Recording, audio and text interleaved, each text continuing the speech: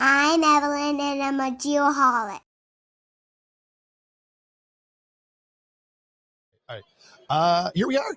We are here. Is this day Intro. 1.5? This is day 1.5. Day 1.5 of 2023 ACEC Roads and Streets. Yes, we are here again. Tucson, Arizona. Absolutely. The El Conquistador. Again. Very nice resort.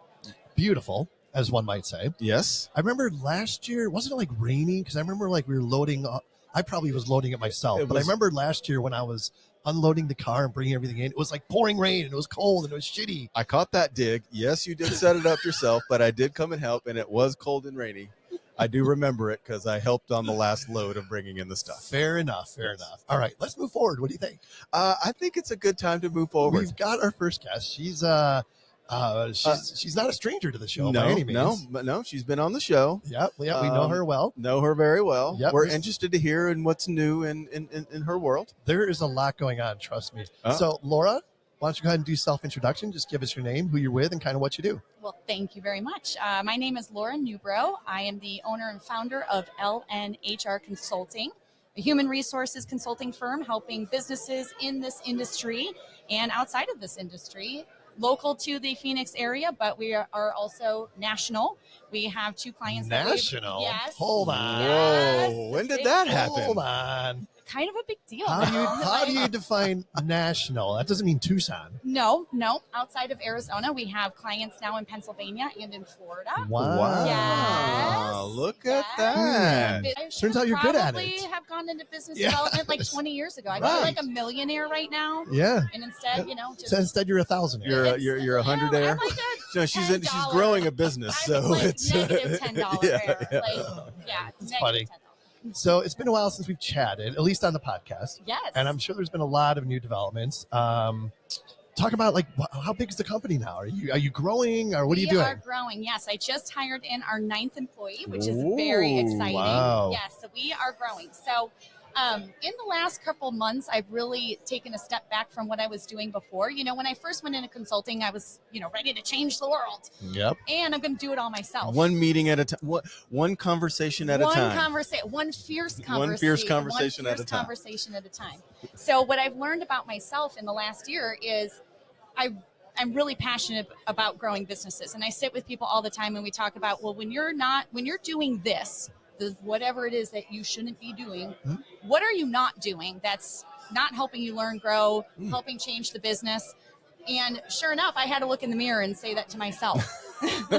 And how long did it take you to do that? Oh, a little bit. So how does HR help a company grow? Oh my gosh. So HR, it's the foundation of the culture of the company, right? So we're the ones who really help take what that culture is and put that into tangible material. Sure. How do we help people understand what the culture is when they don't know who your organization is? They've never seen your company before. They're looking for a job.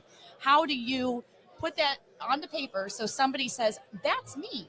That's where I want to work. So we help companies that way as far as the culture, but HR can really help companies just from mitigation. Like we're going to mitigate risk, policies, procedures, setting expectations, helping leadership really stay in their lanes, understand how do I help my team learn and grow and still set those expectations. Sure. So we're all rowing in the same direction. When you don't set expectations, people will set their own.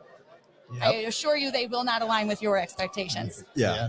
They're going to be rowing in a direction, and you may think they're going to end up over there, and they are actually pointed close. in. Yeah. Yep. Interesting. We're in circles in the middle of the water. Yes. Yeah. So what you're saying is there's a lot more to HR than just being like the principal's office. Yes, there's absolutely so much more. The collaboration with leadership, with the management team. We focus a lot on those emerging managers, the folks who have never managed before. Okay, how do you now have conversations that you've never had to have before with people who used to be your exact peers that you're now in charge of ensuring that they have their expectations and that we're producing quality work for our clients. So what you're saying is I can't just wave the magic wand and make an employee a manager by giving him or her the title. Exactly.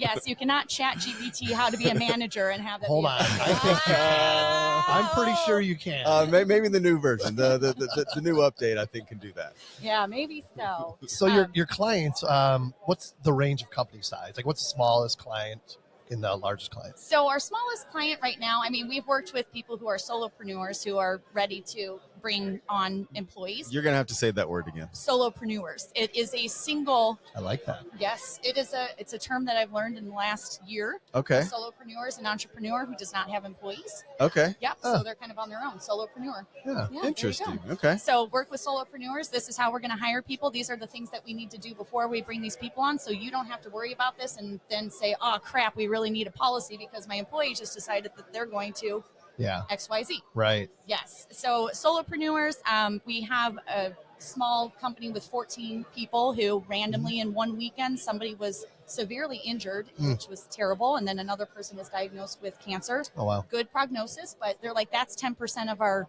staff. Sure. And then what do we even do? How do we handle this? All the way to, 30, 40, 70, hundreds. Our largest client right now that we're working with is 460. Oh, wow. So, All right. Yeah. And so how do you, like, when you get a new client, and let's say, and probably in most cases, their HR is a disaster, right? How do you, like, what's the first step? Like, what's your, like, what is your strategy to turn companies around like that? Oh, that's such a great question. So this is actually something that I've been focusing on in the last 6 months, which after being in the AEC industry now for 23 years and seeing projects over and over and over again, it clicked that project execution process also works when you are taking on a new client from an HR front. Yes. Funny how that Isn't works. That funny how that works? Yes. Tried and true. So I decided to give it a chance. So I said, all right, let's go in. Let's treat this as if this were any other project. So internally, we have project managers. We have like a program coordinator who oversees everything. So what we started doing was saying, okay, we're going to come in and do a discovery session, which is essentially like the request for a proposal. Let's go in. Let's see everything that you have, start to finish. We're going to make recommendations, and then we're going to set a plan in place. So these are the things that we recommend you need to get yourself compliant. This is how we can help you. If you don't want our help, no problem, but you have all the list of things that you need to do. Right. Good luck. Yeah. You'll be back. Don't worry. Yeah. So Job this is- security. Yes. And then that is, we essentially treat that like a project. These are the things that we're going to execute in this amount of time. Here's a Gantt chart. Here's your project manager. We're going to have a kickoff call. Duh. Yeah. Yeah. After all that time, I was like, oh, maybe this is how we should do things because that's what I've been saying for the last 23 years. Interesting. Okay. Huh. Interesting. Came full circle. It did. Right? I know. Amazing concept. Well, and you're speaking your client's language Yes. when you're using and when you're following that project Yes. management process. Yes. Yeah. It's something that they can grasp because they live in it every day. Yes. Yeah. And I can tell you just by putting that process in place, the communication and the expectations, there's been very little misalignment of expectations. Sure. Yeah. Since we started doing that. I'm like, okay, this makes so much sense. And not that there wasn't before, but it just seemed that communication had to be so, you had to make sure that every 5 minutes you're sending an email saying we've completed this or whatever. Now it's, okay, we're going to meet with you once a week to go over, here's the scope of services that we're providing. Here's the % complete we are. Here's the deliverable. Like we're using terms like deliverables. Yeah. Things like that. Yeah, exactly. And it's funny, like I'm sure you're going to agree with this, but even just changing the terminology and the terms you use to match what the space that you're in changes a lot of what they experience. And 100%. 100%. You have to speak their language. Yeah. It's the same. We're providing it's the the same service. word, and I mean it's Yes. the same thing. It's just a different word for it. Yes, exactly. And we've found that, like with the schools, in the last couple of months, we've picked up 3 private schools. They all have a little bit different niche. Yeah, One's in the autism space, one is in the Montessori space, another is graduation solutions for people. This was an interesting term I learned. It's called education recovery. So they've dropped out of school and now they're going back to pursue their their education. So Oh, okay. it's recovery. Okay, but I would not have thought to use those words. Yeah, you're not calling them dropouts. You're calling No, them we're calling them they're in recovery. in education recovery. Yes, exactly. Interesting. Yes. So, but it was learning those terms so I could speak their language, and now they feel, first of all, that we've done our homework, that we care, Right. because we do care, Mhm. Yeah. and we want to work with you. Yep. But we've done our homework. Now we're talking the same language, and it just speeds everything along. And people don't look at me and say, "Well, I don't understand how outsourced HR works." Sure. After I've just explained in all words that Right. Yeah. didn't yeah. make sense. So I wonder if there's a recovering geoholic out there somewhere. Oh, I'm certain. got my We bracelet might need on. to start a program. Oh, I think that we have the tools and the partners we have access to the partners that I can agree. help us I make agree. that program. Look at I me! know. Look at me go! Look at me go! I know, just spitballing here. So I got a question. We mentioned ChatGPT. Of course, we had a laugh, blah blah blah. But it's a real deal. it is. And I recently got asked to be on a committee to develop an AI. What's the word I'm looking for? Like a policy guidelines. Yep. Mhm. For the company I work for. I'm curious. Are you hearing a lot more discussion about things like that? Yes, we're hearing it across the board. Any industry that's providing some sort of technical knowledge, like much like the engineering world, where you're going to have to submit a technical report or whatever that looks like. We're seeing more and more that people are wanting to put these guidelines in place, and wanting to put the guidelines in place because we all know that if you're proactive, Sure. set the guidelines. Yep. Versus being reactive to, oh shit, Yep. we have to put a policy in place because something's happened. So I'm curious, what is that? What is that something? What is that? Oh shit, something is. Oh, well, somebody used ChatGPT and got caught for plagiarism, or it wasn't accurate, because at the end of the day, ChatGPT is just pulling stuff from the internet. Sure, yeah. Are you going to ensure that this information is actually accurate? So it's.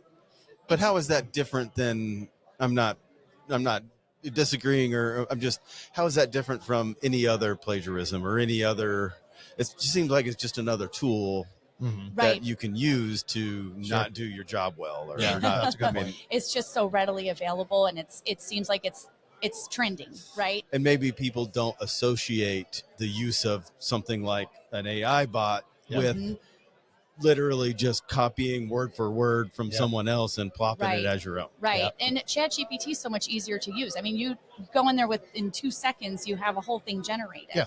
So we actually came across something. A company came to us, not in the AEC industry, but they said that they were getting frustrated because the people who were posting their job ads were just going to ChatGPT, typing in write a job ad, and it was pulling a job description that didn't align with what their job description was, and just copy and pasting it in there. It had no company culture. It had no why come work for us. There was nothing about what does your day-to-day look like.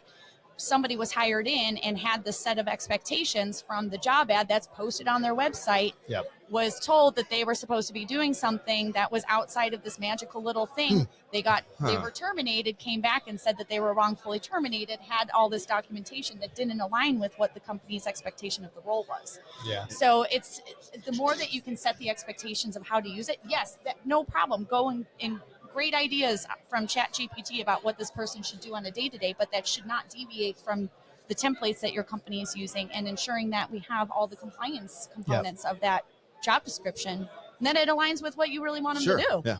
Full transparency, I talked about it a lot. I mean, ChatGPT has saved me so much time preparing for the podcast. Oh, sure. It's amazing. So I love it as a tool for sure.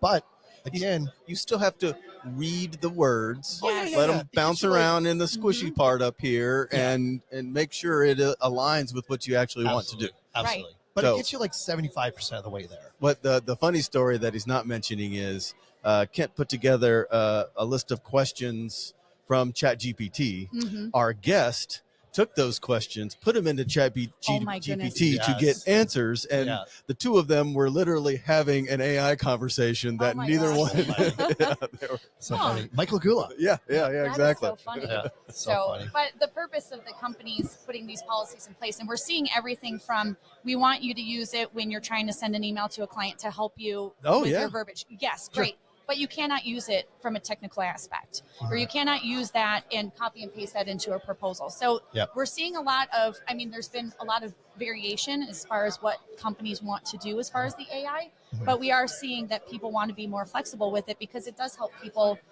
speed up their ability to communicate. What's the A in AI? Artificial.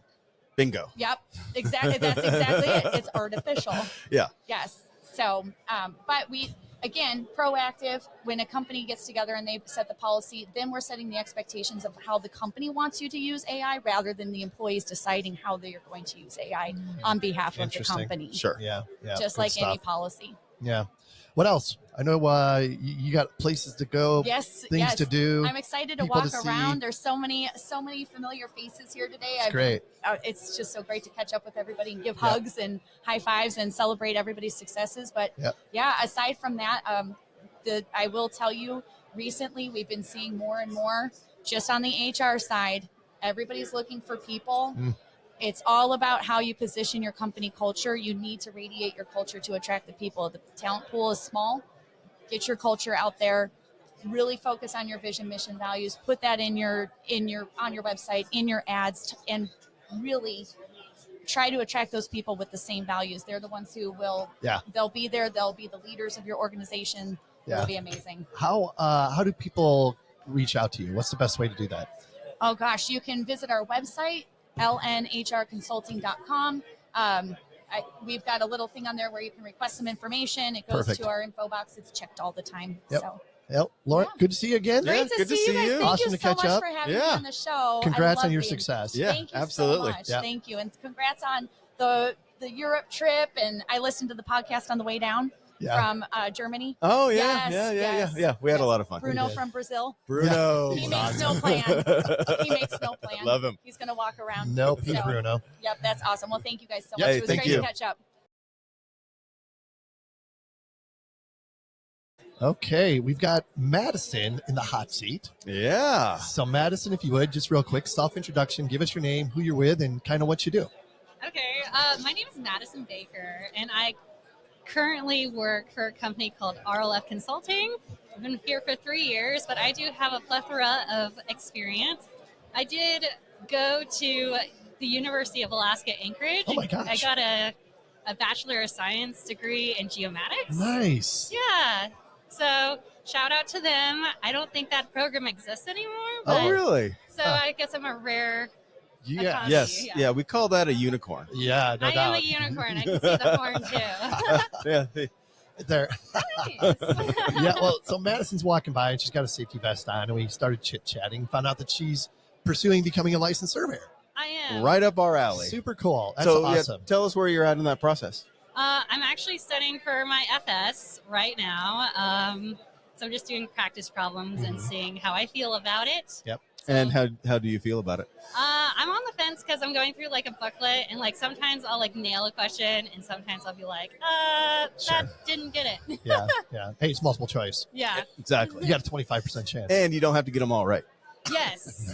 Just fill them all in. Yeah. So where did you live in Alaska then? Anchorage? Anchorage, Alaska. Okay. Yes. What brought you down here? The love of my life. Oh. Sweet. So he stole me up and he brought me down here. Stole me up. I love it. Yeah. I love it. So talk about RLF. Tell us a little bit about that company. So RLF is a great company. It's we feel like a family there. We're very small, but we do a lot of different projects. So Phoenix does a lot of like Foundry and Alta, and we both do like Tovos, and Tucson, me, does like a lot of construction. Yep. And so we also do a lot of drone work. I'm actually a drone pilot. Oh, nice. Ooh. Part 107. Yep. Great. Did that too. Congrats. Really cool. I remember RLF. I've been familiar with the company for a long time. Of course, Mike Fondren's the survey manager, I believe, right? He sure is, yes. Yep. Wait. You haven't worked there? I've not worked there. Is that the one company in The this one town that you company haven't I've worked not for worked yet? at. Got it. Yes. We are hiring, by the way. Oh, your There opportunity you is go. still there. There you Come go. on out. But I remember back in the day, maybe it's different now, but RLF was doing a ton of like telecom surveys. We Is still that are. still kind of like the core business? Yes. Yep. Phoenix does do a lot of telecom. The guys are traveling all over Traveling, the place. yep, Yeah. Yeah. So you get exposed to a lot of different types of surveying, which is pretty cool, especially pursuing licensure. That's awesome. Yeah. So that's like actually what I love the most about surveying is that you really don't know what you're going to be doing. Like everything changes from day to day and you don't really get bored. Yeah. So it's really nice. It's good to like be in the office and like handle the technology, but it's also fun to go out into the field, and you never know like where you're going to go or what you're going to do. So you get to see a lot of different parts of the industry. Yep. Yep. How has it been? Like, we get really excited when we see a female surveyor, Yes. just because, I mean, as you know, it is a hugely male-dominated profession. That's not the right term. Not Hugely? no, not it's not male dominant. No. You're right. Male. We just talked about this. Yeah, male centered or focused or something. It's Male centric. Yeah, I don't know. something Well, like when that. the titles are like chainman and Yes. rodman, it's Draftsman, hard not to, like, right? Yeah. Yeah, exactly. But it really doesn't bother me. So when I was in college, like it first started to kind of hit me because I would be like in a classroom and there'd be like 2 other girls in there and like just a sea of men, and like older men. So it's like not just a man's field, but it's like an older man's field. So, Yeah. but you just kind of get used to it, and I kind of feel right at home. All the guys are super nice, very Sure. friendly. Yep, for the most part, right? Yeah. Yep. And by the way, I think she just called me old. I'm certain that Pretty that's sure. what she just said. Yeah. Yes. Yeah. So how did She you? said- What's It's kind of luck, honestly. So when I first went to college, I thought I was going to do like the medical field. And then I learned that that's like not my personality at all. So I really like math and I love problem solving. And so I kind of knew I wanted to do engineering, but I didn't really know what kind of engineering. Yep. So I just, I knew somebody who was actually in the geomatics program. So I was like, well, I'll just switch over here. And if I don't like it, I'll kind of transfer. But I did get in. And I matched like a lot of like the energy the geomatics program was bringing. So Nice. I kind That's of awesome. knew it was a good place for me. Yeah. And there's not too many programs like that in existence still. It's kind of sad. Yeah. Yeah. For sure. What about the the environmental conditions? Obviously surveying in Alaska is a lot different than surveying in Tucson, Arizona. Yeah, so you kind of have to pick your evil, right? So is the cold your evil or is the sun your evil? So Right. actually in Alaska, I actually worked on the oil fields, Oh, which wow. is way up north of Alaska, and it gets like negative 60 up there. Sounds so yeah, you horrific. have to like wear special clothing for that. But here it's like you also have to like wear layers so the sun doesn't like eat you alive too. So Right. everything it's just like has its challenges. Mm-hmm. Yep. Yep. So I want to circle back to being a female in this industry, and in my experience, just so you know, females make better surveyors than old males. I'm sitting right here. But what like for anyone else, we talk a lot about outreach and how to get more kids and more females into the business. What would you tell your Your an 10-year-old aspiring, self. your 10-year-old self, or what advice or what would you say to somebody that doesn't necessarily know what they want to do? They may like STEM or engineering, and to maybe get into this field. Well, like for me, I just really like the technology, and I like the diversity and being able to travel, and like I'm really smart like math, and I like to problem solve, and so I guess if you're into that sort of thing, that could be a seller. I think a lot of people don't really even know what geomatics is, so maybe just even like getting what that even means out there, I guess. That's a great answer. So what would you think of, how do you get it out there? Great question. I don't know. Yeah. Well, in Arizona, it's really tough. There's no survey programs on, there's hardly any survey classes. I think at ASU they might have one, like in the construction management side or something like that. Sean might have some news about University of Arizona at some point. But TBD. Well, yeah. we are working Having conversations. Yeah, we are having conversations, and there is interest, and Yep. We need it. We need it bad in Arizona. Yeah, and we are working with the folks over at the university to make sure that they understand what the demand is from the industry side. Yep. And usually when there's a demand and there's a supply, we can help facilitate that connection. For sure. So exciting stuff. Stay tuned on that. Yes. So back to what's a day in the life of Madison look like when you're at work? What do you do mainly? Okay, so I'm like 80% like an office tech, but I can go out into the field, and I go out there when we're like really busy. Yeah. So day in life, Madison shows up, she gets on her computer, and she usually like does an as-built or a topo or get points ready for the guys to go out. Yeah. And then a day of life, if I'm a field person, is I go in, go on the field with another partner, and usually like stake out nails for construction so the guys know where to put things like roads and buildings and utilities and stuff like that. And so, that's what it looks like. So those of you watching on YouTube can see that Madison doesn't stop smiling. She loves what she does. I can tell, yeah. Right? She loves what she does. So passionate about it. So, man, it's infectious. You know, it puts me in a good mood, like talking to you and talking to somebody who is, that excited about the profession. Yep. I think maybe I just haven't been in the profession that long. No. There's still time. No. The profession is changing. I really do believe that. There are a lot, I don't want to say a lot, but there is a movement of younger people, getting into it. When we go to conferences, we're starting to see more younger people, or I'm just getting older, so everybody looks younger. I don't know. But both are correct. Both are happening. So I think we're trending in the right direction. And I really like the excitement, and it seems that the energy is, and again, agreed. We're getting older, so it appears that the energy is more than it was before, and maybe that's just for normal. Sure. For sure. Appreciate your time. Anything else you want to get out there? You want to say how great Mike Fondren is or anything? Yeah, Mike is great. Ryan's great. Ryan's awesome. Yeah, it's a great I know Ryan. company. More women should get into surveying. Yep. Thank you so much for having me. I hope I did okay. You did amazing. Great. Yeah. Thank you so much. Yeah, enjoy the rest of the show. All right. Thank you so much. Bye.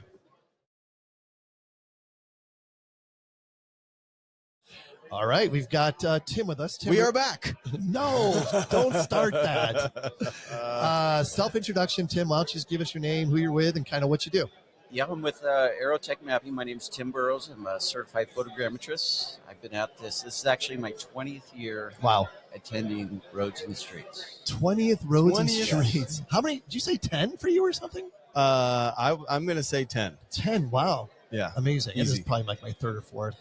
Something like that. Easy 10, but yeah. Yeah, great event. Yeah. It's just good to see people you haven't seen in a while reconnect, and just see where people are at in their lives, I mean, things change so rapidly in this world. It's crazy.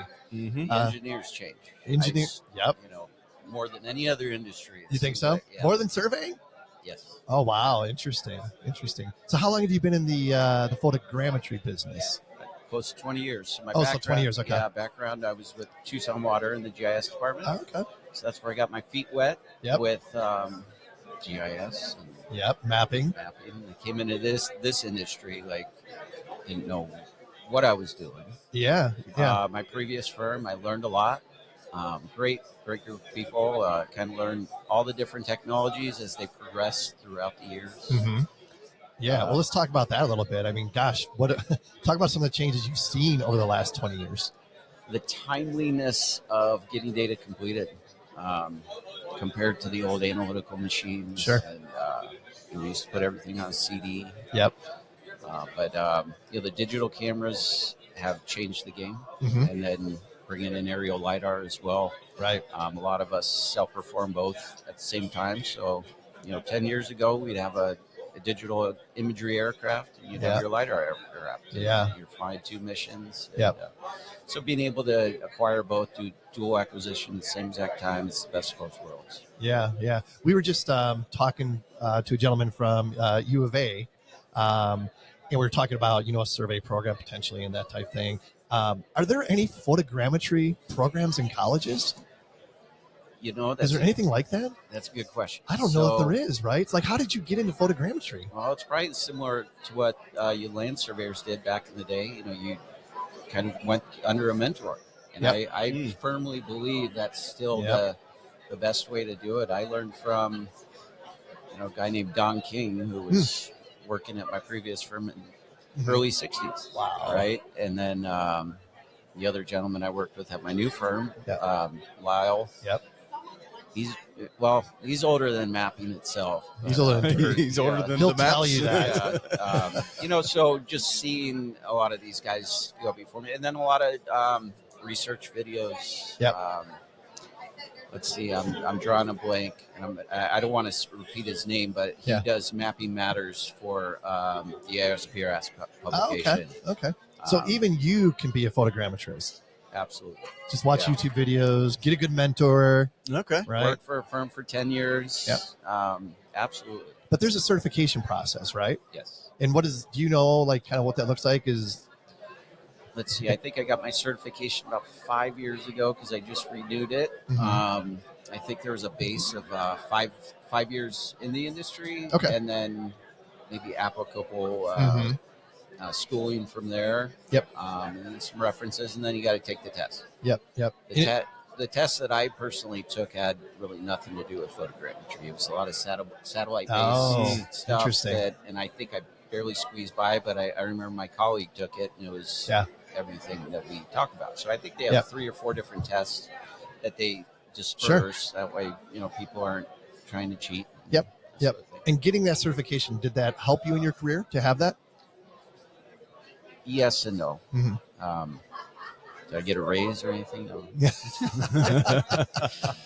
No. Maybe some legitimacy. Yes, absolutely. Yeah, that's a good one. Yeah. We'll talk about AeroTech.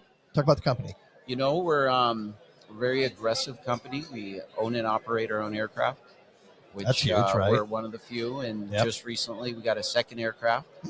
So now we're fitted with 2 aircraft with 2 digital sensors on it and 2 LiDAR sensors. Oh, wow. So you guys are set up. If we cover the Southwest. Mm-hmm. So if we need to be in Redding, California in the morning, then you got to be down in San Diego in the afternoon. And something out in El Paso. It's a lot of ground to cover. And as you guys know, timeliness, and then you toss in a round of bad weather for a week. Next thing you know, you're behind. Yeah. So, having 2 aircrafts will be able to kind of situate ourselves in the western coast, and then also here in the Southwest. So, having 2 full-time pilots and operators is going to be very helpful. Yeah. Do you need clear blue sky?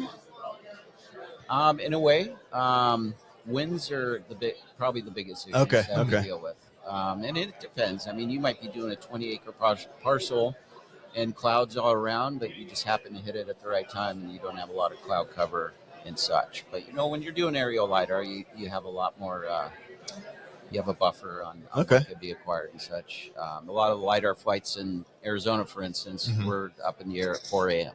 Wow. Because if you're up there in the mid-afternoon, it gets to a certain temperature, it can just destroy your unit. Yeah, so that's another thing, trying to tell our clients, hey, we couldn't fly it. What do you mean it was great weather? Well, it's just too hot. Sure. In a way, so. Yeah. The logistics side of that's got to be very challenging at times. But I think, and correct me if I'm wrong, I think Arizona's got to be like the perfect photogrammetry type state, right? Yeah, absolutely. And we've been doing photogrammetry forever without LiDAR. Yep. We get a lot of new clients now. They're like, well, we want LiDAR. I'm like, do you really need it? Do you want that at an expense? Yep. So it's, but like you said, it is. I mean, we got a lot of open terrain. Yep. You can see the ground perfectly. And sunny 330 days a year or whatever. Granted, any chance we do, we drop LiDAR on it because it never hurts. Sure. But, you could come up with just about the same product, in southern Arizona. Yep. Southwest, with, getting by without it. Yeah. And it's and LiDAR at the same time, right? Absolutely. Yeah. That's a game changer. Especially with the planimetry that we capture. Sure. So much easier to, just compile it from the imagery from trying to piecemeal a bunch of points together. So. Yeah. How much of your time is spent educating your clients? Because a lot of people, you're like 20 scale, 1 foot contours, 40 scale, whatever. I mean, there's a lot of different options there. And even myself, sometimes when I go to request, a mapping project or whatever, I always have to remind myself, what do I want? Is 40, or you grab the scope that you used last time and just copy and paste it. Sean, and then Sean, that is a great point, and I'm glad you brought it up because, we get a lot of requests. We do a lot of proposals. Yeah. You kind of think to yourself, I've been doing this long enough. Do you really need that? So I try without overstepping. So maybe 50% of the time I'll kind of toss in my 2 cents. Sure.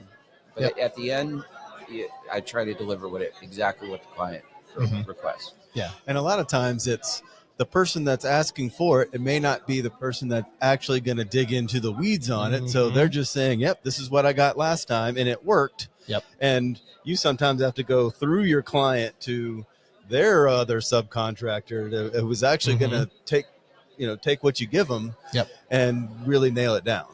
5,000 acres. You're like, you really? Do you want to Do ya? regroup? Or so-and-so said they could do it at this accuracy, because they think the better, they don't realize the better the accuracy, that the fees they go up higher. Yep. So we try to find that sweet spot to where they can do their modeling of a suitable scale, because obviously the lower the GSD, more accurate your map's going to be, but you really need to be down in that 3 centimeter level or 3.5. Right. Let's talk about accuracy just real briefly. When you say 1 foot contours, right, what you're getting is plus or minus, is it half a contour? Is that kind of the rule of thumb? That's like the 1990 standard. Okay. I would be shocked if I delivered a 1 foot topo and your residuals are 6 inches. It should be closer to that 2/10. 2/10 consistently. Yeah. And obviously the topography generated from that surface, it fluctuates a little bit, so that should be right around that 3/10 mark. And that's talking about here in southern Arizona. You know what I mean? So, sure. When you're dealing with dirt and stuff, you go out to a roadway, a photogrammetrist, I mean, those check spots on the roadway should be within around a 10 to 1500. Yeah. That's pretty tight. Yeah. It is. And it's like, you ask yourself, do you really need that much better to drive up those costs? Yeah. And I'll be honest with you, I almost every mapping job that I propose on, I always get a quote, from an aerial mapping company. I mean, I'm going to give Mike Dower a plug, obviously, good friend of mine, also works for AeroTech in Southern California. So, and he's amazing. That guy's incredible. But because of the technology and the advancements, like you talked about earlier, the cost has come down to make it very reasonable, to the point you almost can't survey it conventionally for what you guys are able to do it now. And I'd like to tag on to that too. And we have UAVs, right? We utilize them as a tool. Yep. But at the end of the day, what makes photogrammetrists a little more efficient is we're not just flying that project on that day. Yep. We're out sometimes 8, 10, 12 projects a day. Really? And that's where the efficiency comes into play. People just automatically think, oh, I got to pay to get an aircraft up there. Well, we're also flying a bunch of other projects during that time. So those fees are nominal. Yeah. You know what I mean? So sure, it makes it efficient for you guys as well. And you look at the safety aspect. You really want to go throw a crew out in the middle of that. And the turnaround time for the deliverables has come down so much. That used to be a big problem. It used to take a minimum of 30 days to get a deliverable or something like that. And, now it's less than 2 weeks sometimes. So. And to kind of go off that, us photogrammetrists, we're working with numerous clients. So, I mean, I always hear it a lot, a drone, I could do it in a day. Well, we could do the same thing in a day, but we have 30 other projects we're working on. And that's where that 2 weeks comes into play. So it doesn't necessarily take 2 weeks to do it. Yeah. It could take 1 or 2 days to do, but it's just in the queue of all the other projects. Yep. Gotcha.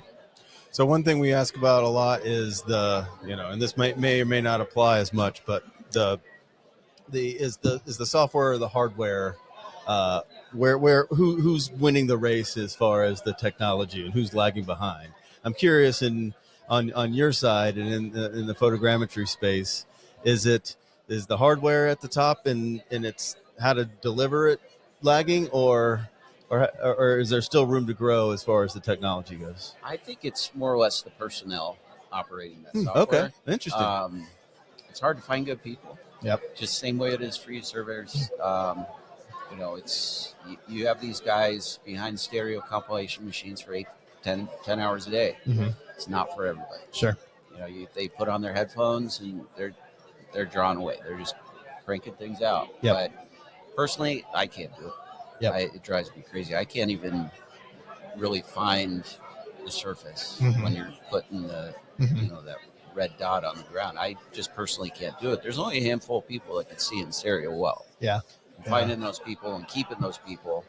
I've always said we'll hire new bodies in, but it takes 3-6 months sometimes before you could actually turn them loose on the map. And then you got your second set of eyes coming in, checking their data, making sure it's good. Yeah. Are you predominantly converting surveyors or GIS gaming kids? That's a trade secret. Okay. I know what the answer is then. That's funny. Are you guys struggling though? You mentioned it's hard to find people, and like you mentioned Lyle, right? Lyle is like an icon in the business. Yeah. And he's retired now, so that knowledge is no longer available. So like mentoring, also you mentioned how important that is. Talk about some of those struggles. We got a good group. The owner of our company, AeroTech Mapping, have Leo and Teresa. They've been doing it for a very long time themselves, in the trenches, working all night to get projects out. So they really have a good grasp of what needs to happen. Mm-hmm. So, still having them overseeing our production team is, can't ask for anything better. Sure. Sure. So. Yep. That's awesome. What else? You got anything else you want to get out there? Anything exciting? New and exciting? The only thing we're running, I'm sure you guys run into it, is insurance. We're battling insurance. It's the prices are just getting crazy. Yep. So us as a sub, if we're working for a civil engineer, they're coming in and say, well, we need $10 million of aviation insurance. Wow. For these bigger firms, they might think, oh yeah, just do it, but it costs small businesses like ourselves. It costs money. Yep. And then when you say, hey, it's going to be X amount of dollars to get this requirement, it's tough. So things are changing on that side of things, and I don't know what's driving it way over my pay grade. But I think it's all across our industry. Liability insurance, aviation insurance. Yeah. And then it goes back to educating the client, having conversations with them in order to pass that additional cost on. Yeah. Making them understand that this is what it takes these days. Yeah. And especially my insurance policy is not your risk abatement. Like that's not how this works. Is you don't use my insurance to manage your risk. Right. You need to manage your risk. That's a real my insurance is for my risk, not yours. And some people just think of it that way. Yeah, exactly. Yeah, and I'm sure you get that same thing. We do. So that it's something we're working through the growing pains with. And, changing things up internally as well. So. Yeah. Well, good. Well, other than that, life's good. Awesome. Still playing music? I am. My wife and I have a band called Coyote Road. Yep. Find us on Facebook. Shameless plug. Shameless plug. Love it. We do a lot of rock and roll. And, we have 4 kids at home. So that's kind of our our breakaway from the family life. We just turn our amps up loud. It's awesome. Play old rock and roll. And so I was trying to get our band to play here tonight. That'd be amazing. Next year, we're going to work on. Oh, really? Have a big rager. That'd be so cool. Is the plan to turn it into kind of like a Partridge Family thing and get all the kids in the band and start handing out tambourines? And they all are required to take piano. Okay, very good. Yeah, They nice. bitch and complain. They got to take piano lessons every week. And we actually my wife's a professional pianist, but she hires somebody else to come in and teach our kids because they won't listen to us. Yeah. Same thing with youth sports. I coach my kids to eat. Sure. They have a blast. Oh, that's great. Yep. All good things that build a solid foundation, Yeah. So good for you. Hey, good to see you. It's been a while. Likewise. Glad we got to catch up, and thanks for your time. First time on the Geoholics. Oh, nice. I do listen all the time, so I wasn't really know what to expect. Yeah. I have to listen to the playback. There you go. Sure. Awesome. I will say it's really hard to hear your own voice. I don't think many of us ever do that. It takes a while to get used to. Yeah. I love it. Yeah. All right. Thanks for stopping by, Tim. Yeah. Yep. Thank you. Back from lunch. Yep, not a bad spread. Yeah, nice. Yeah, I had a protein platter, had like a bratwurst and a burger and a chicken leg, and good for you. Yeah, feeling good. Not so weighed down. Yeah, nice. They ran out of salad, so I had an excuse to just go all meat. Ready for a strong afternoon? I am. I'm feeling good. All right. In fact, let's get that rolling. Yeah, let's do it. Quick introduction. Just go ahead and give us your name, who you're with, kind of what you do. Sure. Chuck Gajda, and I am a federal employee in between agencies right now. Okay. I was with the U.S. Treasury, and I'll be starting with FEMA FEMA. Monday. FEMA. What's your role going to be? Civil engineer. No kidding. For like a section, like how does FEMA? How are the geographically? How are they set up? Kind of like the U.S. court system where you have different districts. So I'm going to be in Division 3, which is out of Philadelphia. Districts. Oh wow. Okay. And they service eastern states like Pennsylvania, New York, Virginia, West Virginia, New Jersey, Yep. Washington, D.C. And then other divisions serve other areas of the Yeah. country. So, but I'll be mostly working from home. Yep. But then going out to Philadelphia every so often to Sure. interface. Interesting. But I haven't started yet, so I really don't know what it's going to entail, except I'll be doing some civil engineering. Yeah. Yeah. So you actually be in the trenches a little bit, huh? Absolutely. Yeah. That's exciting. Yeah.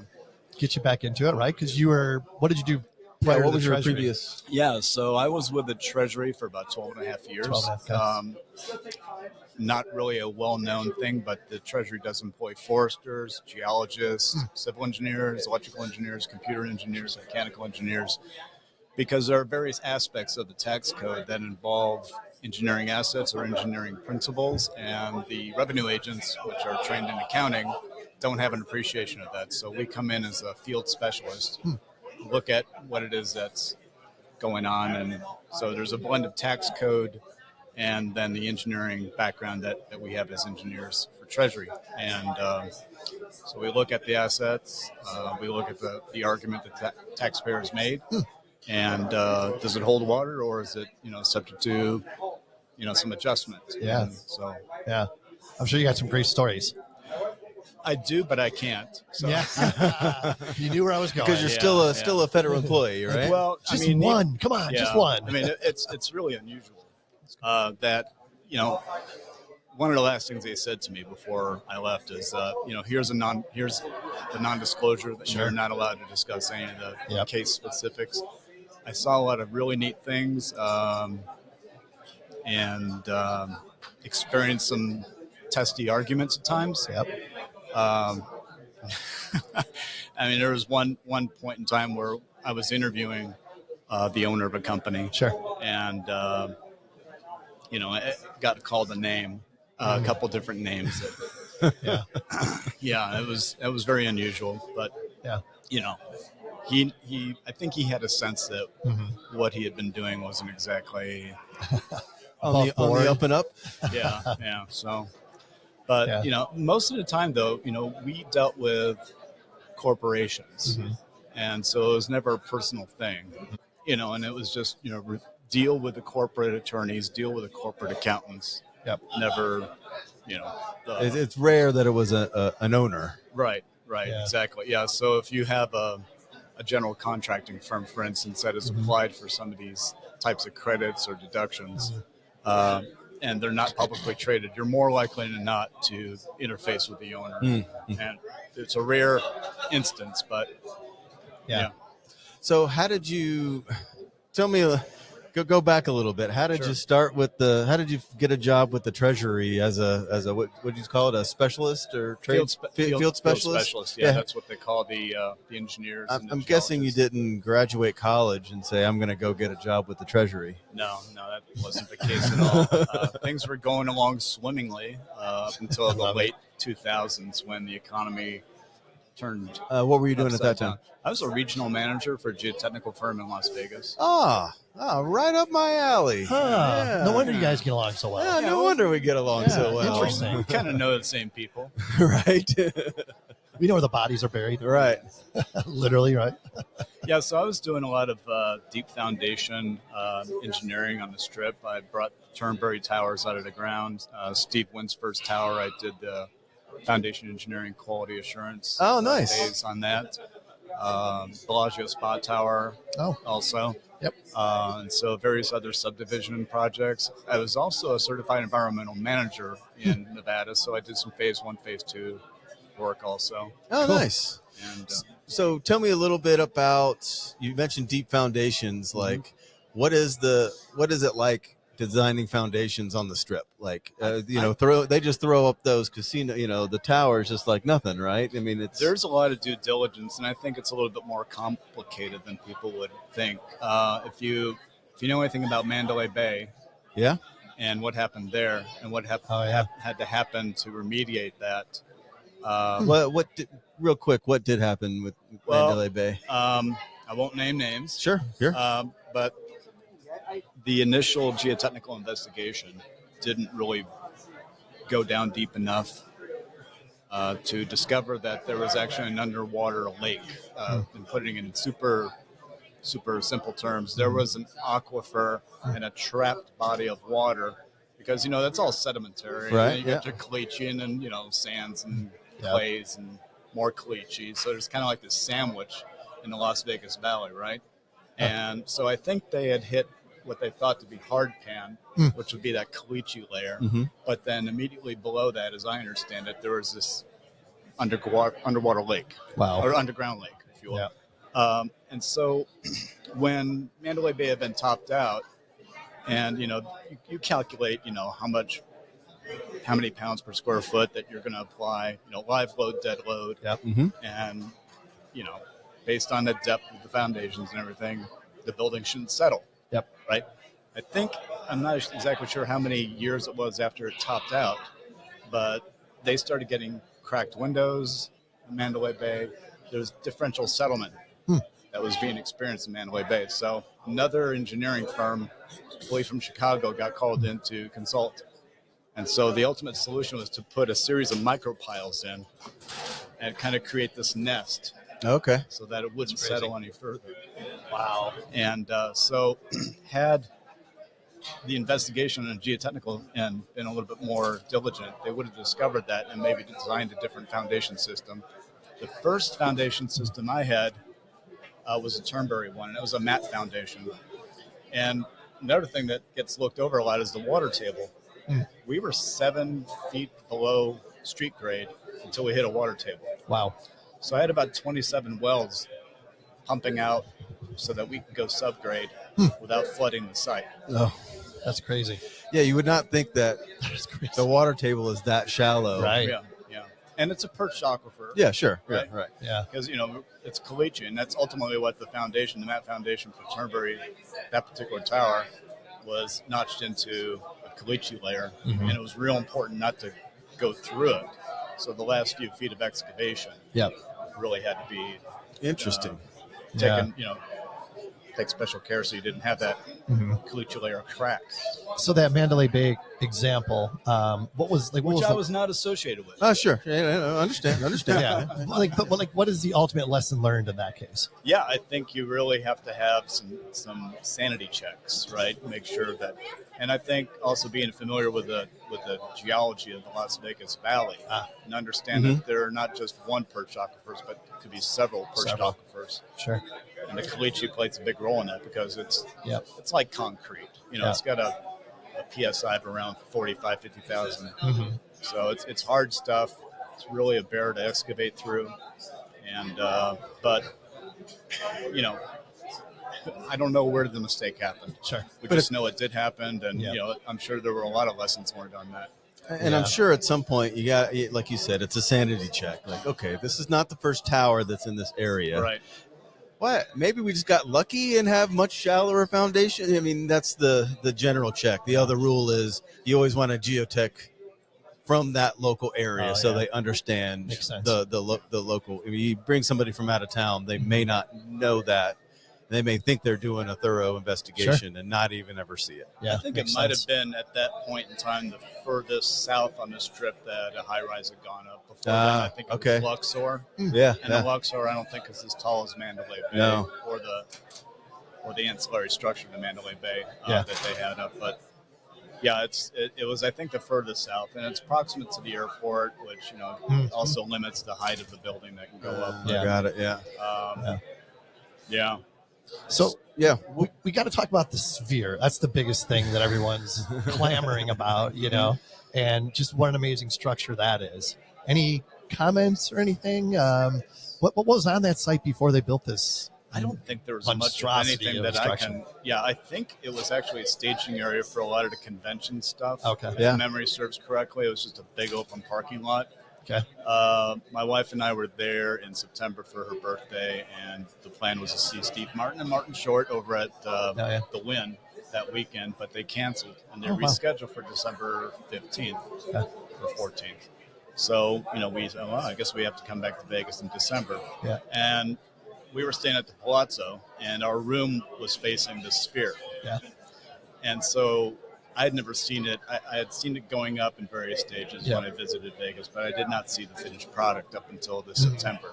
And wow, Amazing. It's just an incredible structure Yeah. on the outside. Yeah. We're going to go and see U2 Nice. the day after we see Awesome. Martin Oh, Short and nice, Steve yeah. Martin. Yep. And, it's not 4K resolution screens, they're 16K resolution screens. Yeah. That's insane. Yeah. They're So it's not- almost better than reality, Yeah. you know? Yeah.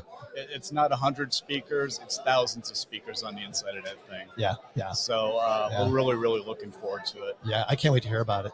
And then I just want to think about, how do you design a foundation for That's a what I'm ball? Right. Yeah. Like, and I know it's, it's kind of in the ground a little bit, Uh-huh. or it has that illusion, but Yeah.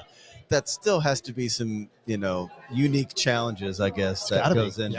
yeah. Is there anything like that in the world? Is that like I think one of a there's kind? another- Or Saudi Arabia, maybe? I think I might have heard I think something there about. is something out in the Middle Yeah. East. Yeah. Not quite as big, I don't think, but You can fit the Statue of Liberty, the real one, not the one on the strip, inside of the Sphere. That's Wow. insane. I didn't know that. got to get there, man. Like you were I saying had last something on night. my phone I could probably show you, but Yeah. it's not for viewers, of course, because they couldn't see it. But yeah, I took some. I'll show you after the show. Yeah, sure. Yeah. It's pretty amazing.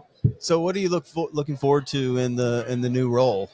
Because again, I did a lot of stuff in Vegas and other parts of the Southwest as a civil engineer. I maintained my professional engineer accreditation, even though I was with the Treasury. But the thing I miss most about is starting out with nothing and then being able to, Vegas, and it's like, did that building? Yeah. Oh, yeah. That Yeah, type yeah. of thing. I mean, even a sign foundation across from Caesars. I did Caesars valet parking garage too when that was going Oh, on. wow. So a lot of spread footings on that one. Yeah. 14 by 14 foot spread footings for the Wow. parking garage, and so But you're still going to be in a position where, like, something has to happen to initiate yeah, you to we've do got something, lots of stuff right? that happens. Yeah. Because if you look at the purview of FEMA and what they respond to: wildfires, earthquakes, Yep. hurricanes, Yep. tornadoes, flooding, and that's, I'm sure there's other stuff that's involved as well, but Yep. infrastructure is always impacted by that type of event. Mhm. And so, as I understand it through my interview and discussions afterwards, that, I'll be involved in post-disaster recovery efforts. That's awesome. We're also going to try, I think, take a look ahead Mhm. and maybe harden some of the structures. Yeah, that that's what I was going to always, ask. Yeah. You have an area of the country that is always hit by a hurricane Yep. or whatever, tornado. Yep. Be proactive somehow, right? Right. Yeah. So, this That'd bridge be is always cool. failing. What Yep. can we do to mitigate that? Do we need to harden it? Do we need to, do some Yep. different engineering? Yeah. And so I think we're going to try to do, for lack of a better word, disaster prevention mitigation type of assessment. Yep. You go in and look at those type of That's exciting. things. And Yep. so I think it'll be plenty busy. Yeah. They are very short-staffed, and Interesting. they could use more engineers. I know that. Yeah. Interesting. Yeah. Well, with your background, it seems like the perfect fit. I hope so. Yeah. Hope I can help out a lot, because I think not only would be getting involved in the civil engineering community again, and it's so refreshing to come to this convention I bet. and be, say that I'm a civil engineer Yeah. again. I've always been a civil engineer, but Yeah. now I'm really doing civil engineering work as Practicing. opposed to I'm with Treasury, and then you have to kind of explain what the hell is an engineer Yeah. doing at Treasury. Right. Yeah. Yeah. And then I got to go. It's like It's kind of like telling people you're a surveyor and they ask what that is. Yeah. Yeah. Yeah. Exactly. It's a bit of a chore. But what else? Anything else you want to get out there? I mean, obviously you're excited about the new gig. absolutely very Seeing excited you about the too. I'm gig. jealous about that. I don't know. It's just good to be back in the engineering circles Yeah. for real, instead of just kind of assessing other folks' engineering. Yeah. And Yeah. it's good to see some old friends here at the convention too. Yeah. Folks that I went to school with back in the '90s are here, and Yeah. it's good to reconnect with those guys, and Yeah. they're happy for me too. That's I cool. think everybody's really happy, and I'm Absolutely. happy. Wife's Yeah. happy. Everything's gonna be great. I do have one more question. Yes, sir. This is kind of funny. So we've talked to wives of surveyors, but I don't think we've talked to a husband of a surveyor. Oh, that's actually a good question. That's Yes. right. My wife is land surveyor registrant in several states, California. So are surveyors as crazy as everybody says there? I know she doesn't listen, so you can be honest. I don't think that's something that would describe her. Good. Well, good answer. Good answer. She's very well measured. There you go. Yeah, I like that. I like the joke there. Yeah. But no, I mean, she's, it's not that she doesn't have fun, but I think she takes her work seriously. Yeah. And people respect her for that. Yep. There aren't a lot of women surveyors in the industry at all. Exactly. Yeah, it's a common thing we talk about. But it's nice that she gets the recognition I think she deserves. She stays up on top of everything, and she's very, very thorough and meticulous, I think, in her methods. But no, she's not crazy. Maybe a little insane, not crazy. Just a little bit. All right. Thank you for your time. This has been a pleasure. great conversation. Really appreciate it. Yeah. So maybe in a year I'll have more news on That'd be amazing. Yeah. Look forward to a it. year in review with FEMA. Yeah, and you'll be back here, so we'll do this again. Absolutely. yeah? Yeah. All right, Thanks for stopping by. guys. All right. Thank you. And we're back. as We Sean are would back. say. Oh man, the food's starting to digest now. It's starting to feel good. Well, they cracked a keg, and I saw some margaritas flowing here, so this place will start to get a little livelier if that's possible. We're in a good spot. You see here. Oh, you yeah. see like the kegs rolling by. Yeah. Yeah. No, this is great. All right, we've got Chris and Ragan with us next. Just a couple self introductions. Give us your name, who you're with, what you do. Ragan, why don't you go first? Okay, my name is Ragan Guevara. I am a business development representative with Chronicle Heritage. I source new business opportunities for our company, and that goes across the board, across the nation, and even internationally as well. Oh, wow. Awesome. We'll get more into that in a second. Yeah. Chris. I'm Chris Rayle. I'm the regional principal for the Southwest at Chronicle Heritage. So I oversee the operations in Arizona, New Mexico, Texas, and for the moment, Oklahoma. Oklahoma. Yeah. All right. Well, before we go any further, you got to tell us, what is Chronicle Heritage? Chronicle Heritage is the largest cultural resource management firm in the United States. Oh, okay. And maybe soon internationally. We've definitely been expanding our international footprint. But right now, yes, we are the largest sole cultural resource management firm. So we're all archaeologists. Mm-hmm. And that was our previous iteration was Paleo West. And then we had an acquisition with Commonwealth Heritage Group, which basically doubled the size of our organization and changed us in a lot of really awesome, positive ways. And we have a lot of resources available to us and just kind of untapped on what we can do in the future in this realm. So people that are listening that have no idea what you're talking about, just dive a little bit deeper into what it is you guys provide. Okay, so generally we're all archaeologists, and so land developers and anybody that wants to do something with land, certain entitlements and land clearances have to be done. So you have your environmental compliance process, which is in itself its own thing, but there's archaeological laws as well in place. So we're just part of that land clearance industry. Gotcha. And Ragan, how did you get into this? I was scouted for this job. Are you an archaeologist as well? I am slightly an archaeologist, not nearly as much of an archaeologist as Chris is. I went to school for anthropology, and I studied nice. in undergrad. But Very cool. I was scouted for this, and it's super fun. I get to work along amazing people who are very well educated in this, and get to learn every single day. So it's cool to be able to do that. Yeah, really exciting. I'm sure you got some amazing stories of stuff that you've come across. Anyone come to mind that you can share?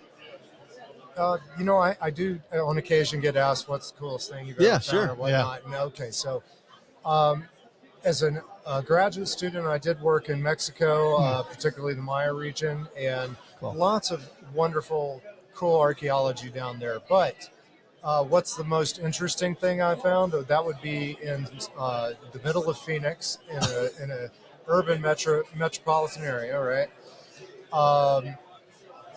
And was working on a road project, a street project, and they were trenching down the middle of 19th Avenue. And this is a really busy street in Phoenix. Oh, yeah. Right before you get over the Salt River there. Ostrich egg. fully No intact way. ostrich egg.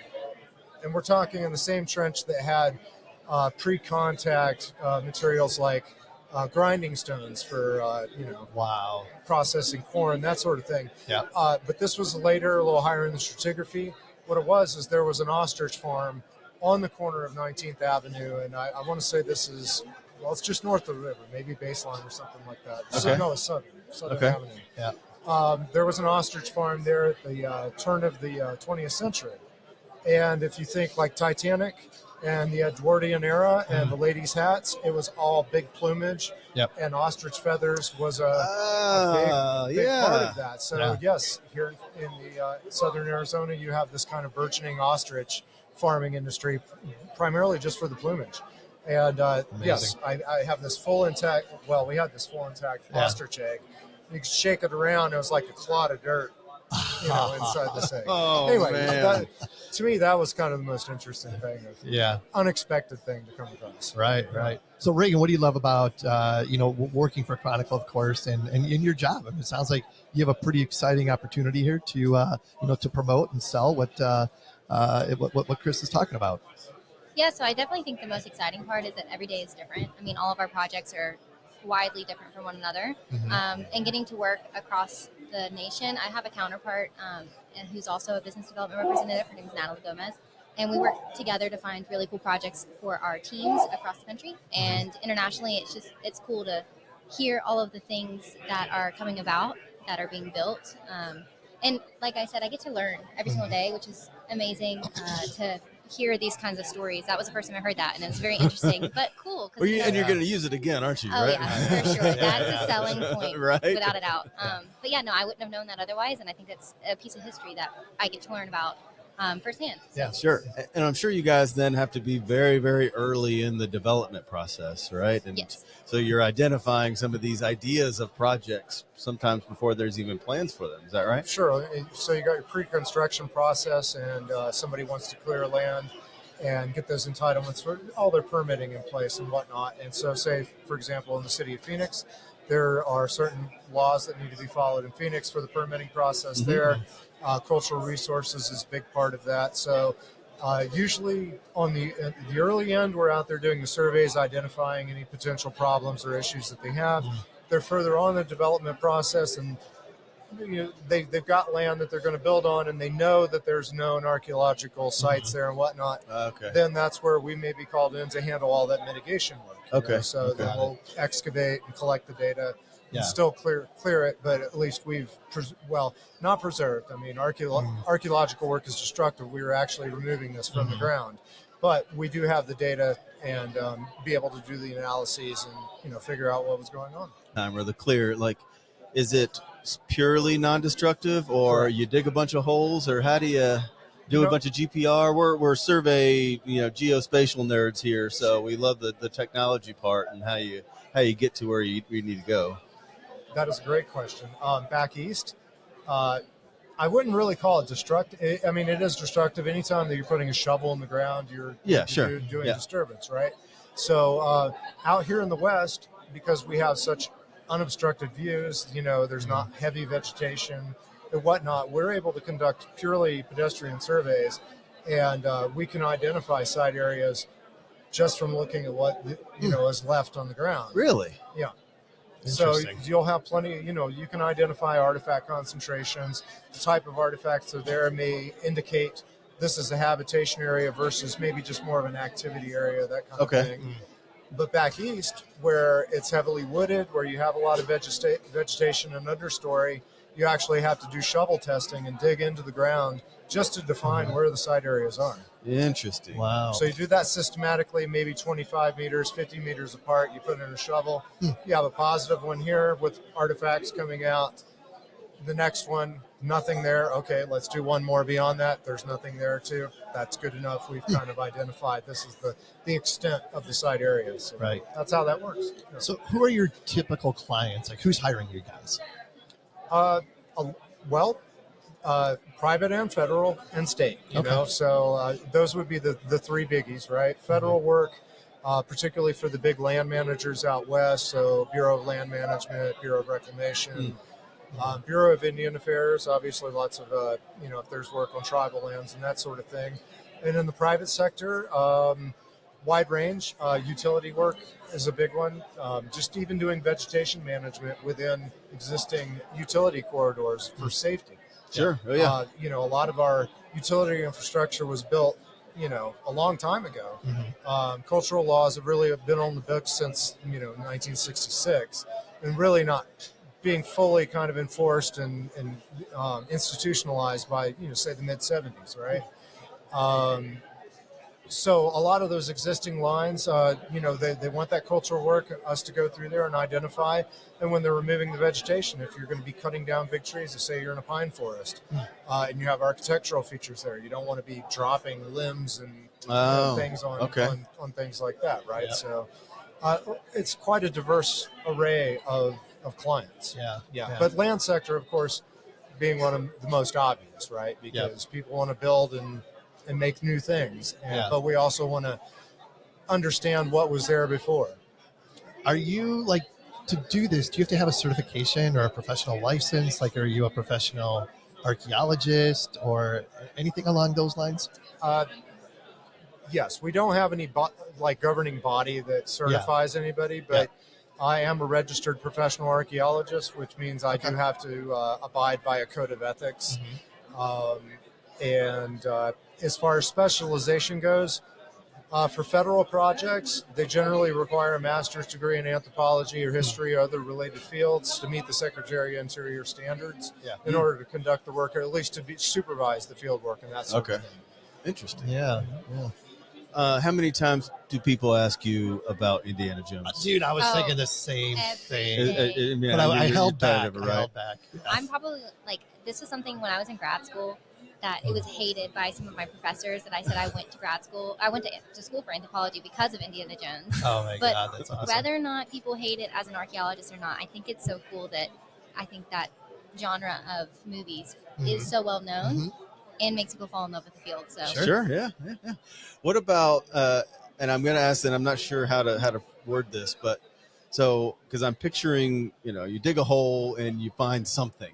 How long did it take you to be able to see right away that, okay, that was a grinding stone, not just a rock that's there? Because if you and I looked at the same area, we would see different things, right? Yeah, it's really not that difficult. I mean, it's like training, to just recognize something, right? So a piece of groundstone that somebody was using to process corn, for example, is going to look very different from just a rock. It's going to, it'll look like a rock on at least three sides, but that fourth side is going to be nice and smoothed down, striations. And in the case of here, say in the desert Southwest, we have really formalized tools, from even 2000, about 1,000 years ago. You got these really beautifully crafted trough metates, and for two-handed grinding, so that even the grinding stones are really big. Sure. But take that back 2,000 years from there, when people, without getting, here's the thing. I mean, we are archaeologists. We do kind of use some cultural processes in a linear fashion. And you could say that the previous archaic people, their grinding stones were much smaller, much more informal, because they're collecting grasses and those sorts of things. They're not domesticating crops and growing stuff on a massive scale, right? Yeah. They're still hunter-gathering, so they're still, they're gathering wild plant foods and processing those. And you'll take grass seeds and do the same thing. You're still grinding it down into a paste, adding some water and cooking it and making something that hopefully tastes delicious, right? And supplementing it with game hunting at the same time. But you can definitely tell if you've been trained to understand those tools, you can tell the difference in those tools. What's the most common thing you find? Flake stone or chip stone from making stone tools. Okay. I mean, just because that's a much longer period of history that people are making stone tools versus, say, making pottery. Because everyone pictures you just pull up clay pots that, because that's what you see in a museum. Yeah. It's a lot of just the material that's left over after busting rocks to make sharp tools, for processing things. Thing with pottery is that's related to intensive agriculture and domesticating crops, and it's only until you want to store an excess of food that you start thinking about making containers to actually store this kind of food. Yeah, like I never even thought about that. I mean, no, keep in mind, outside of pottery, there's options, right? You can make bags, and people certainly did process food in bags, like in leather bags. You heat up hot water. Okay. I mean, so there's many methods that you can do, but the pottery, its biggest function is being able to cook food and to store food. But you could store food in a box. You could store it in a leather bag. I mean, so you just store it in the ground. I mean, there's lots of options. Right. But yeah, pottery was kind of game changing. Is it one of those things where like you guys show up on the site and like the project owner's like, oh shit, here come those guys, and then because they're worried about you finding something and shutting down their project potentially, you know? Sure. And, I would say maybe 30, 40 years ago that was, and it's still a vestigial concern for a lot of folks, but I mean, we know way quicker or sooner in the process these days than say we did 30 or 40 years ago. Okay. Somebody's got a project and comes to you and says, we're interested in developing this piece of land. Well, okay, let's take a look at what you got there. We can, pretty confidently say, yeah, you're going to be good. You're going to have to do a few compliance things, but you're probably going to be good once we're done with this. Or we're really straight up, and it's like, no, you don't want to build here because this is going to be very expensive. Interesting. Yeah. Kind of like a geotech. Kind of, yeah. Oh, yeah. Like I know right away if you're in an area, like your costs are going to double because of that area. Yep. And not everybody really knows that. Sure. And is that, and I'm curious, is there resources out there, a GIS map that I can turn on the layer and it'll tell me where all the arrowheads are? I know that's a very simple way to ask that, but yeah, pretty much every state has an electronic database for site information and previous project information and that sort of thing. Obviously, it's confidential, and you have to have to be credentialed in order to have access to that information. But yeah. And do you have to report to that same agency everything that you guys find? Correct. Okay. Yep. Yeah. How about you, Ragan? What are you excited about? Like, what do you love about the company? What are you excited about moving forward? What I love about the company is the atmosphere, for sure. Everybody gets along really well. It's really a laid-back company. I look forward, though, to, like I said, learning and moving forward in my career within the culture resourcing. I mean, I went to school for anthropology, and unfortunately, I graduated during COVID, so that kind of set me back a little bit. Getting hands-on experience. So getting to hear about it and know exactly what it takes to do these projects is really a nice aspect of my job. So. Awesome. So very good. You guys cover, you said, predominantly the Southwest? Go anywhere? Chronicle Heritage is nationwide. In every state? In every state. Oh, okay. Yep. All right. Yeah. Yep. So Hawaii, Alaska, and internationally. So, we've been doing work in the Caribbean. Nice. Over the hump there in the Himalayas during World War II. So we have missing airmen that are still MIA. Yeah. We're part of that recovery process. Interesting. There. Yeah. And we're doing operations along the Red Sea in Saudi Arabia right now. So a lot of cool Roman sites. That's neat. Yeah. That's awesome. We got to have these guys back for a full episode. Absolutely. Now yeah. my mind's really racing. Yeah, I know. Right. That would be awesome. For sure. Well, hey, thank you guys for your time. Really appreciate it. It's been a great conversation. Enjoy the rest of the show. Awesome. Thanks. Thanks. Fantastic. Thanks, guys.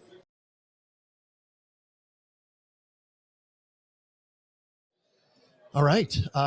We have Ollie with us next, and I am going to have him do a quick introduction because there's no way in hell I'm going to get his last name right. So just your name, kind of who you're with, and what you do. Okay. So I'm Ali Shamshiripour. I'm a new faculty at the University of Illinois.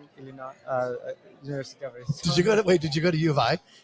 Yes. Oh, that's why he said that. That's so funny. I went to SIU. Okay. Yeah. You might want to practice University of Arizona because your new employer wants you to know. It's just a habit. I get it. So what do you do at the U of A? Transportation research, in short. Oh, okay. So my focus is on travel behavior and activity behavior. What people do when they decide to do that. To whom do they reach out to go with? If they want to go jointly, things like that. Interesting. So it's more like habits? Habits is a big part of our research. Yeah. You mean like why I'm going to the movies and who I'm going with? Or how many times I go to the movies and who I'm going with? The latter is more accurate. Okay.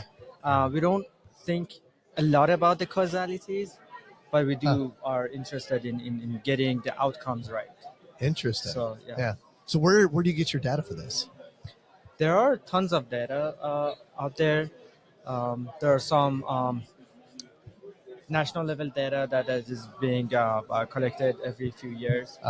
A famous one is National Household Travel Survey. They reach out to a lot of people in the country and ask them a lot of questions about what they did in the past. Yeah.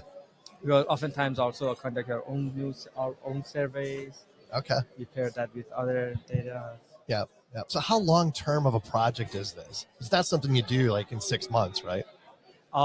No, it's beyond that. So for data collection, after you collect the data, everything, cleaning the data by itself can take 6 months.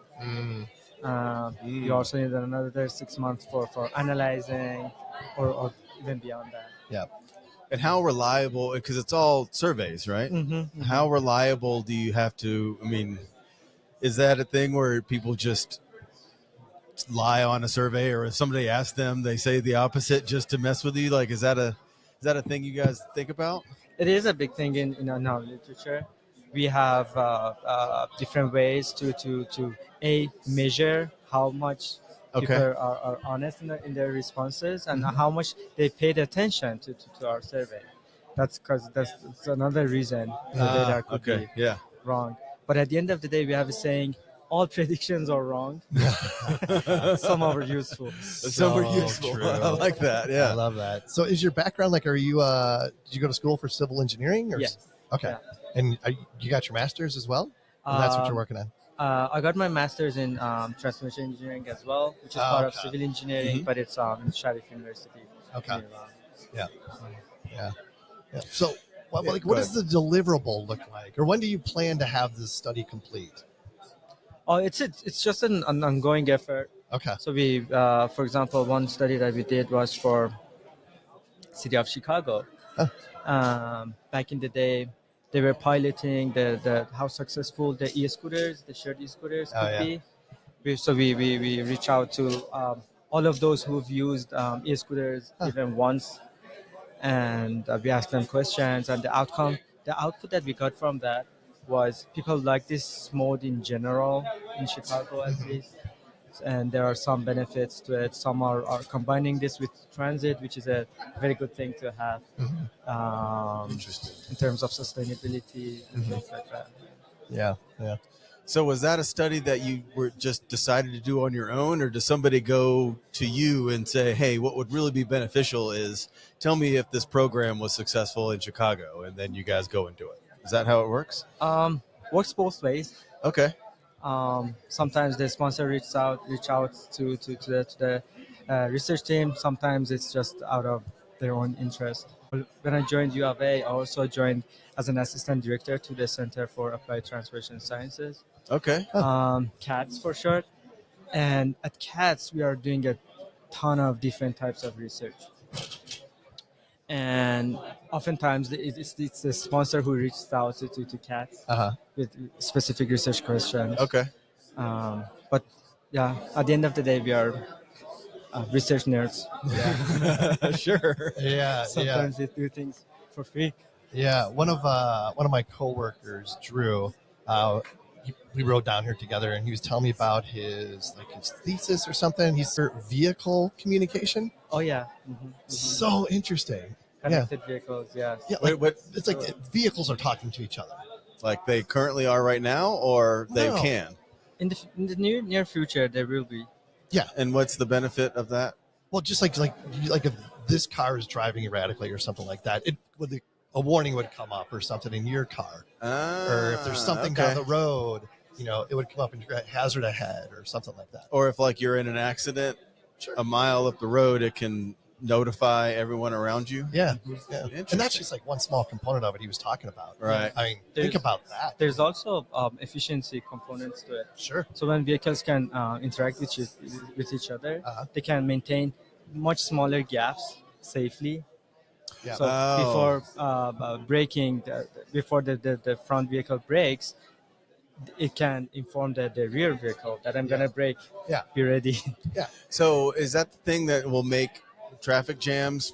Is that what they say is if everyone was let the computer drive, there would be like half the amount of traffic Sure. because a lot of it is just I stop because you stop, and then we all stop for no reason. And instead, if it gets this congested, then the robot takes over and you all just move through and then get on the other side kind of thing. Well, yeah, I mean, that's just like one step closer to being all self-driving cars. Mm-hmm. Yeah. And they said if every car was self-driving, there would not be traffic jams. Yeah. That's a hard statement to make. Okay. All right.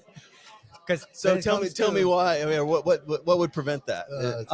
When it comes to people's behavior, we are very complex creatures. So when we learn, so we call it induced demand. When we learn that the quality of service of any service has been improved now, we tend to use that service more. Okay. So and this interesting. can cancel out. Yeah. So it's like there's a psychological component to your studies as well. Cool. So did you come here just to work on this study? No, so I'm a new faculty at the University of Arizona. Okay. So we do a lot of things in CATS. I'm just happy to be part of it. Oh, okay. Yeah. Got it. That's exciting. Yeah, it really is. So what's your end goal? Like, do you want to be like a full-blown professor of some sort? Or what do you... Definitely. Yeah. Contributing to people's lives is also a big thing for me. Yeah. Just to help bring up the next generation of researchers. Mm-hmm. So do you have an example of what's the most interesting, or what's one of the behavior tidbit that most people wouldn't know? And as far as transportation, which maybe one you found? The induced demand that I just mentioned, it's a big thing. And oftentimes it's being ignored, even within our own research field, transportation. Yeah, it is and just the role of habits, because that's also kind of a habitual behavior. Mm-hmm. So when we get into the habit of doing something, we get less rational. We just keep doing whatever that we've been doing, right? To some extent. That makes a lot of sense.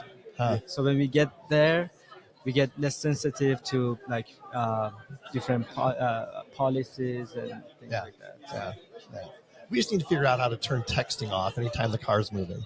Oh, that would be awesome. Wouldn't that? I mean, it seems like a simple thing. Why can't we do that? I don't do it, but it's still it's still there. Right. Like I somehow I want to, because now it's a behavior thing, and my wife is a good example.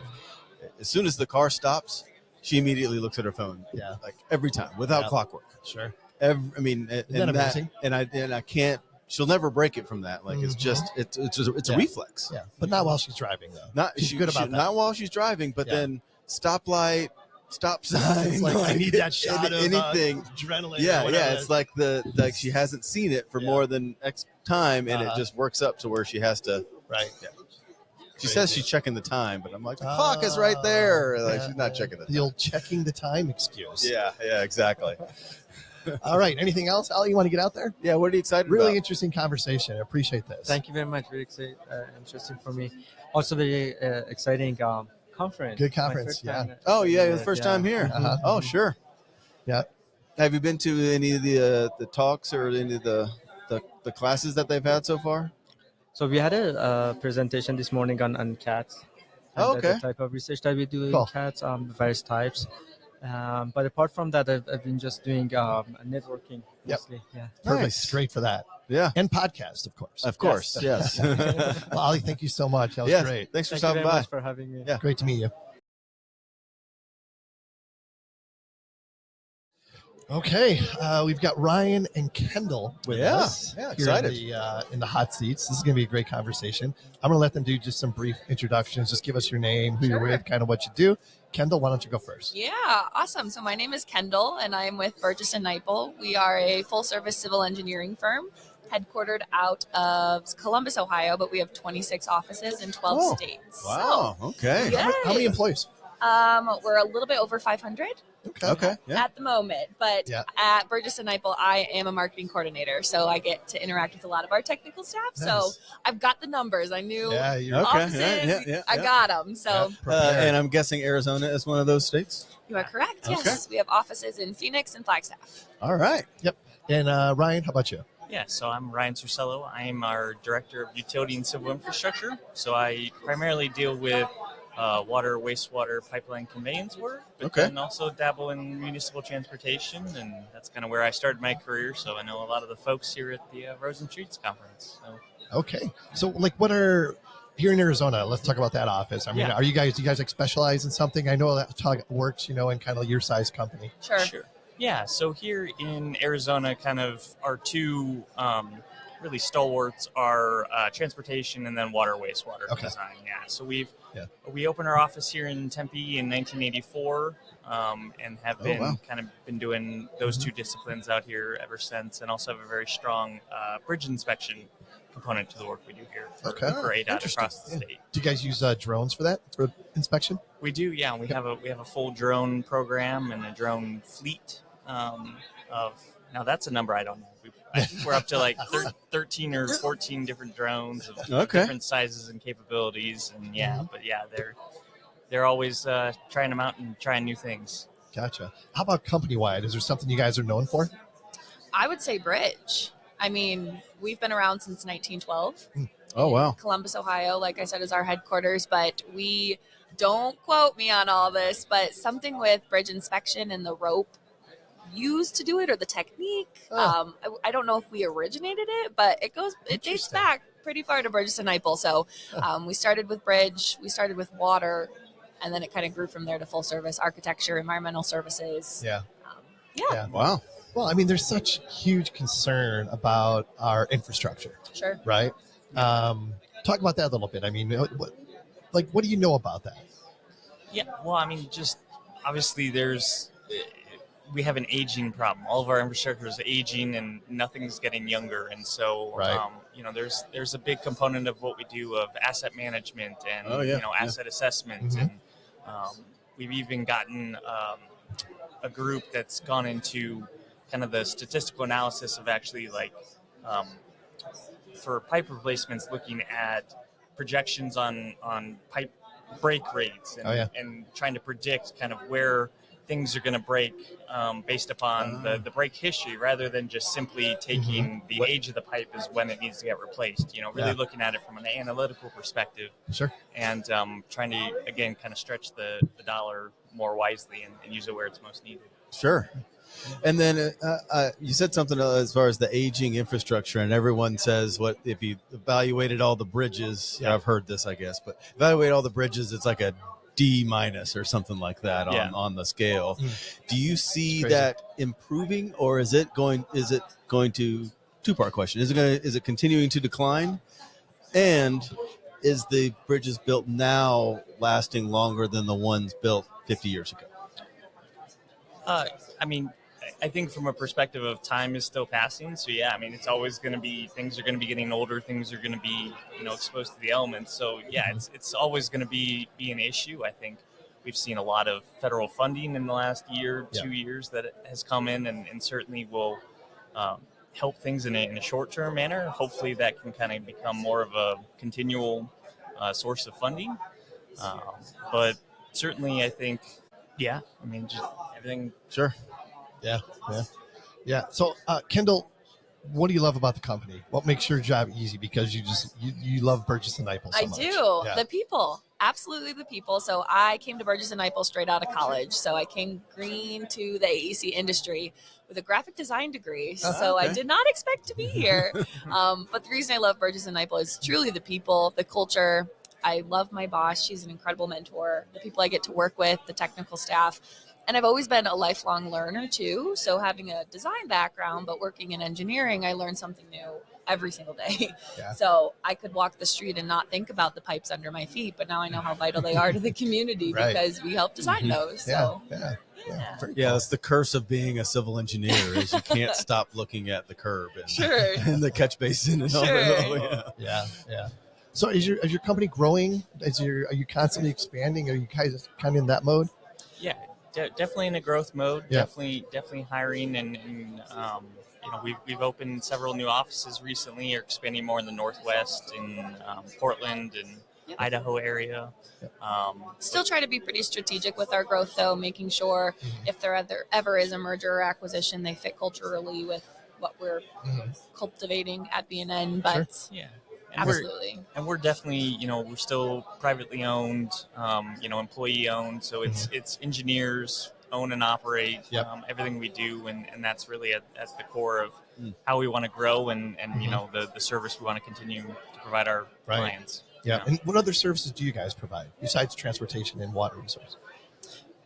So, you say full service. Do you do surveying in some offices and things like that? We do have surveying. We have structural. We have some electrical engineering. We do some MEP services in Virginia. We do land development in Texas. Architecture more out of the Cincinnati, Ohio office up north. Sure.